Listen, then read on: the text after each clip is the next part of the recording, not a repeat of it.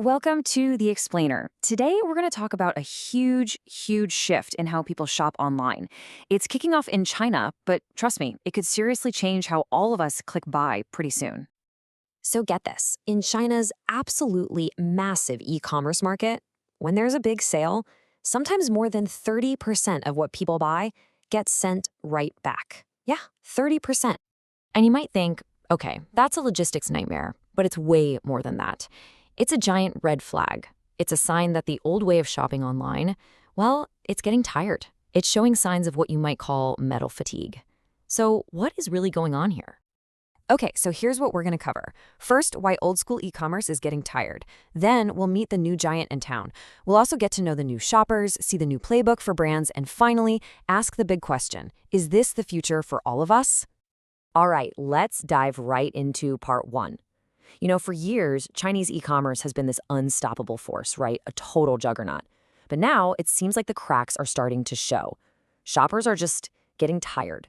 They're calling it EC fatigue. So, why are they tired? Well, the whole system has become this ridiculously complicated game. You've got these coupon puzzles, these 300 minus 40 deals. It's just a mess. It's gotten to the point where you're buying stuff you don't even need just to unlock a discount, and then you just return it. It stopped being about desire and started being about not wanting to miss out. And frankly, it's exhausting. But, when one model starts to fade, another one often explodes onto the scene to take its place. And that's exactly what's happening with live commerce. To see just how big this is, you only have to look at the debut of one new player. Okay, check this out, because this is where it gets crazy. It took Alibaba, the giant of e-commerce, 4 years to hit about 19 billion yuan in sales on its biggest shopping day. 4 years! ByteDance, yeah, the TikTok people, they did almost the exact same amount in their first year of doing live commerce. 1 year. That's not just growth, that's a revolution. And what this really tells us is that the whole game is changing. We're shifting from the old way, search-based e-commerce, where you type in 4K TV, to something new, a communication-based model, where it's not about the product search, it's about connecting with a creator you actually trust. It's a move from transaction to relationship. So who are these shoppers making all this happen? A report from Taobao Live actually breaks it down into 4 main groups, 4 new archetypes of consumers. Let's get to know them. First on the list is the fandom girl. Think of a young professional living in the city. For her, the creators she follows online aren't some distant celebrities. Nope, they're basically her friends. So she tunes into their streams every day, kind of like just hanging out. She'll buy snacks, cosmetics, everyday stuff they recommend. But here's the key. She's super rational about it. She trusts them, but if they're not totally transparent about prices or return policies, she's out. Trust has to be earned. Okay, our second type, the efficiency seeker. This is your busy 20 or 30-something. For them, time is literally money, and they hate wasting it. They approach live commerce with a plan. They're not just browsing, they're on a mission. They'll research streams beforehand to find specific products, sometimes even watch the archived streams just to get straight to the point. And when they find a deal on essentials, like toilet paper, they don't just buy a pack. They buy in bulk for months, just to be more efficient and cut down on future shopping trips.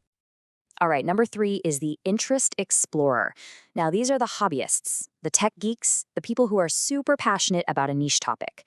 They're not looking for a simple sales pitch. They want real, deep expertise. So they'll tune into these hyper-specific, vertical streams, maybe about drones or high-end cameras, and they'll ask these super technical, almost otaku-level questions. And if the host can actually answer them in real time, boom, that host just earned a fiercely loyal customer who's willing to spend big. And our last group is the killing time party. This group is often made up of young moms, folks whose social circles have kind of shifted more online. For this group, it's not really about buying something specific. It's more about the experience. It's like a virtual trip to the mall with your friends. As one person put it, I'm not just buying a product, I'm buying an experience to share. The connection is the real product here. So when you look at these 4 new types of shoppers, what do you see? You see people who want authenticity, they want efficiency, they want real expertise, and they want community.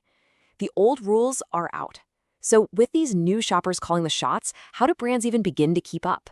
Well, there's a new playbook, and it has 5 key strategies. Okay, so here's the new rulebook. First, brands need a personality, a point of view. Second, they have to really listen to customers, what we call C2M. Third, be authentic. Fourth, be honest, even about flaws. And fifth, make it fun. At the end of the day, it's got to be worth their time. Let's zoom in on that C2M idea, customer to manufacturer. This isn't just about letting people customize a product. It's much deeper. It's about creating a real sense of participation, making shoppers feel like their feedback is actually heard, valued, and used to shape what the company makes next. Their voice actually matters. And then there's sincere talk. This is huge. Imagine a host saying, "Look, this new smartwatch has a bug, but the company has already promised to fix in next week's software update." In a world full of fake 5-star reviews, that kind of honesty, it's gold. It builds a level of trust you just can't buy. Okay, so this brings us to the biggest question of all. Is this whole live commerce revolution just a thing that's happening in China, or are we looking at the future of how everyone, everywhere, is going to shop? Well, one really important difference to consider is media habits. In China, young people are true mobile natives. Many of them basically skipped the whole TV era and live their lives through their phones. That's the perfect environment for live commerce to thrive. In other places, like Japan, for example, TV still has a pretty strong hold, even while mobile is huge, so that could slow things down a bit elsewhere. But let's be real, the phone is becoming the main screen for almost everyone on the planet. And those core ideas driving this shift, connection, community, communication, those are universal. They're not just Chinese ideas. So really, the question isn't if your shopping cart is going to become a conversation, it's just when.